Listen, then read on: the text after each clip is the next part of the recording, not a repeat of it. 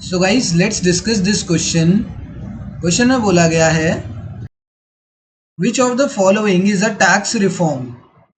तो during 1991 tax reforms भी introduce हुए थे इन इंडिया।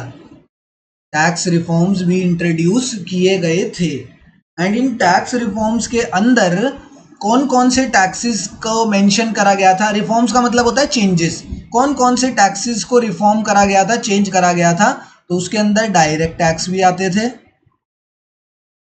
डायरेक्ट टैक्सेस में भी चेंजेस लाया गया था, इनडायरेक्ट टैक्सेस में भी चेंजेस लाया गया था, दोनों ही टैक्सेस में चेंजेस लाए गए थे।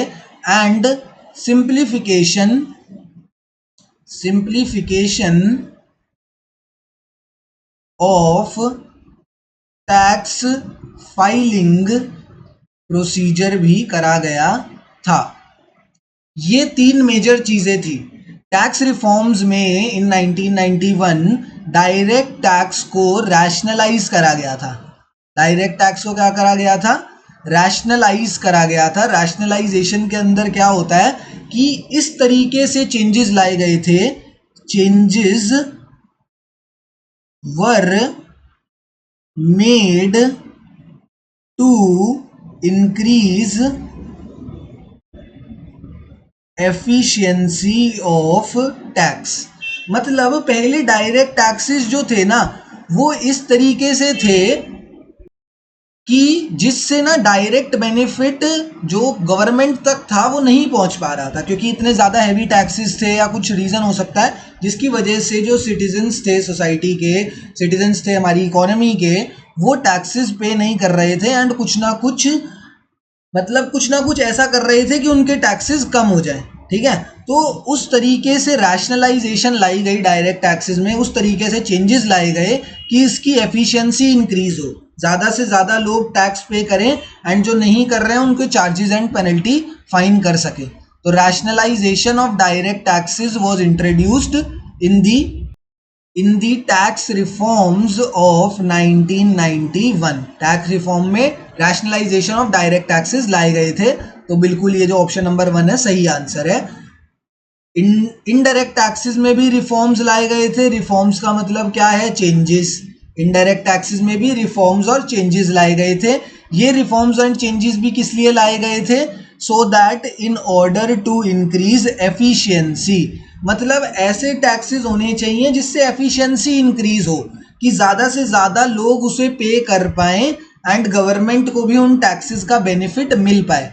ये नहीं कि टैक्सेस इतने ज़्यादा हाई कर दो कि ना जो सोसाइटी के लोग हैं, जो इकोनॉमी में लोग रहते हैं, they are not able to pay those taxes and उससे बचने की कोशिश करें वो, कि वो पे ही ना करें एंड उससे बचने की कोशिश करें एंड उन टैक्सेस पे फिर बाद में सब्सिडीज देनी पड़े, ये सब चीज़ें हुए।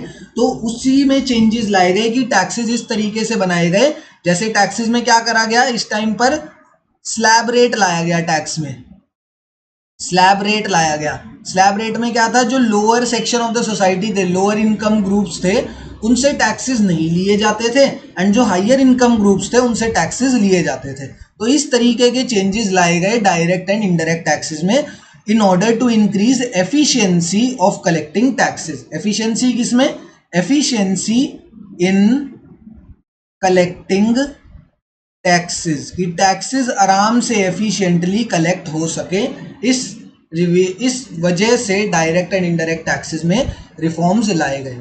ठीक है, तो ये दोनों ही ऑप्शन सही हैं। एंड तीसरी चीज कि चलो ठीक है, हमने इस तरीके के प्रोसीजर्स बना दिए कि अब सारे लोग, जो rich section of the society है उसे पे करना ही पड़ेगा एंड पुअर सेक्शन के लिए स्लैब रेट लगा दिया गया, तो अब उन्हें पे नहीं करना। तो अब जो पे करते भी हैं वो भी क्या था, उनको पहले बहुत ज़्यादा रूल्स एंड रेगुलेशंस फॉलो करनी पड़ती थी, लेटर फाइल करना पड़ता था इनकम टैक्स डिपार्टमेंट को, ये सब करना पड़ता था। बाद में इन प्रोसीजर्स पे भी क्या कर दिया गया, सिंप्लीफिकेशन ला दी गई। Simplification of process in filing tax returns और in filing any tax, either it would be indirect tax और डायरेक्ट टैक्स। उसकी जो फाइलिंग थी वो बहुत ही ज़्यादा सिंप्लीफाई कर दी गई। तो टैक्स रिफॉर्म्स के अंदर ये तीनों चीज़ें हुई थी that's why option number 4 all of these is the correct answer here. तीनों ही में चेंजेस आए थे, डायरेक्ट टैक्सेस में भी, इनडायरेक्ट टैक्सेस में भी, एंड दोनों को फाइल करने का जो प्रोसीजर था वो भी आसान कर दिया गया था, सिंप्लीफाई कर दिया गया था। That's why option number 4 is the correct answer here.